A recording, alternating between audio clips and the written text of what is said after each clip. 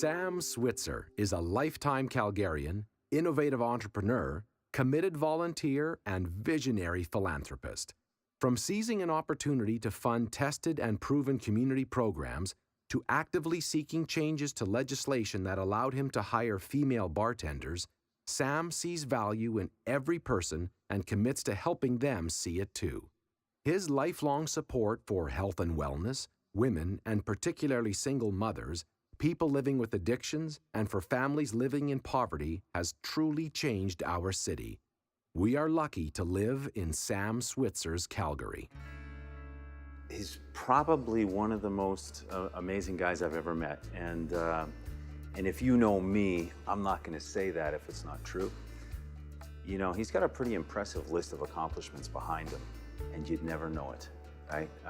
I've never seen the man be boastful or pretentious, and that's one of the things I love about him. He doesn't feel like he has to be somebody he's not. What I see in Sam when I do meet him is his wealth of knowledge, his willingness to share, and his passion to help other people.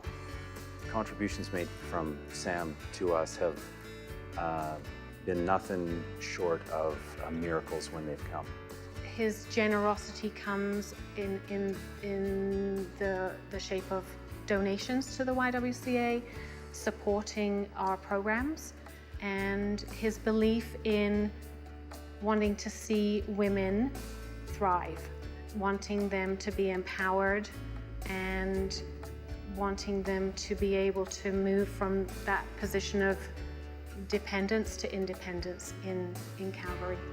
The reality is we couldn't do what we do without the support. We just couldn't. Last year we helped 8,700 people, over 2,500 children, and we couldn't do it without people like Sam. Sam, I hope that you know how I feel about you. I'm incredibly grateful. Our entire organization is grateful for your support. Thank you, Sam, for your generous contributions over the years, for your strength of character, and for empowering women to thrive in the community. Thank you, and congratulations on being this year's Lifetime Philanthropist.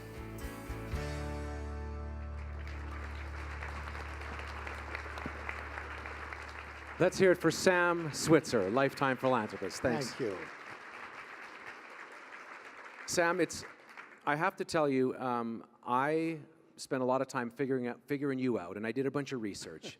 And I read an article that was your speech to a class, and I emailed it to my wife, and I said, we have to grow up to be like Sam and Betty. So I just want to say what an honor it is to sit beside you, and thanks for all you've done to our city. It's been great. Thank you. Great. Now, if all of us took a walk right now, Sam, and we went out to Olympic Way, which one time was called 4th Street, and we walked towards the river, and we went back 70 years, we'd see a small home and a small corner store. Your book is called Building and Giving. When you think back to living in East Village all those years ago, how did the giving start? What was your inspiration? Well, I guess my wife, Betty, came from a small town, Frontier, Saskatchewan, 200 people, and she had worked at the YWCA when I first met her, and I'd say she was my mentor and my inspiration. Wow. I also know when you talk about the car business, you say, okay, that was a business that didn't go well for me. A lot of other businesses went very well for you. For all of us in here that make mistakes, you have an interesting outlook. Mistakes are part of life, but how do you look at them?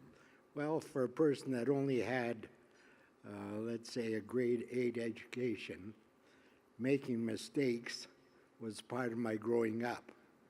And I think that's the best lesson you can ever do, is keep trying. And even when you make mistakes, they're lessons, they're not mistakes. When you were, we talked a little bit in the video about how you changed the legislation for women when it came to bartending, and that seems like a simple thing now, but that was a huge shift. What was why did that start? Well, I would say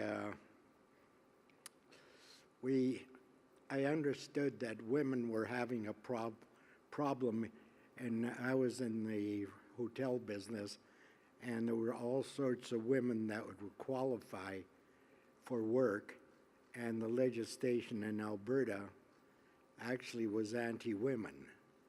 And it took me 2 years to keep going up to Edmund and getting my refusals to tell them why women should work in that industry. And I remember, I'm not sure what his name was, but my first time I went in there, he said, "How do you like to be in the hotel business?" And I said, "I like it." Well, he said, "See that door? Keep walking." I have a feeling when you keep walking far, though, and I think that's a great lesson. So then when you think about looking back on a life of philanthropy, what makes you most proud? What are you proud about? Well, just living in Calgary, when I see the building we're in now, the Calgary Exhibition and Stampede, with over 2,000 employees or volunteers, and the Heritage Park with over 2,000 volunteers, can any of us in this room think what Calgary would be like with just those two not being here? As we all know, Calgary was put up on the block to be one of the favorite cities in the world. We were nominated for that. So what a wonderful city we live in. That's something?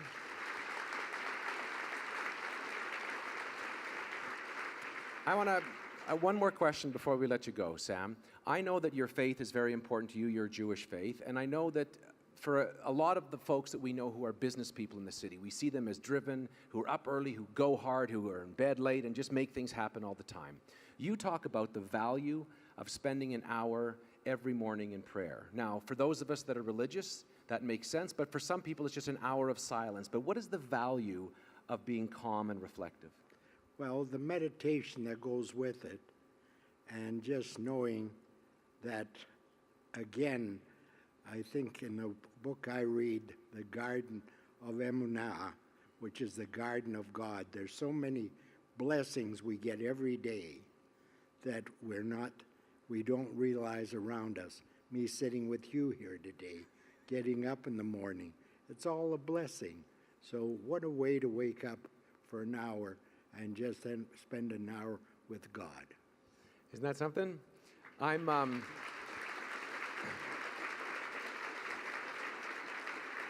think what I take from that, Sam, is the next time my wife Blythe is really mad at me, I'm going to say, "Sam Switzer said I was a blessing, you know, so think about that." No, that's a fact. I may need that in writing, Sam. I appreciate it. You know, we were talking about you at the office, and I said, I'm thinking of asking Sam, if I walk into a casino, what's the best bet on making money? And somebody said, own the casino. Is that true? Any place but Alberta.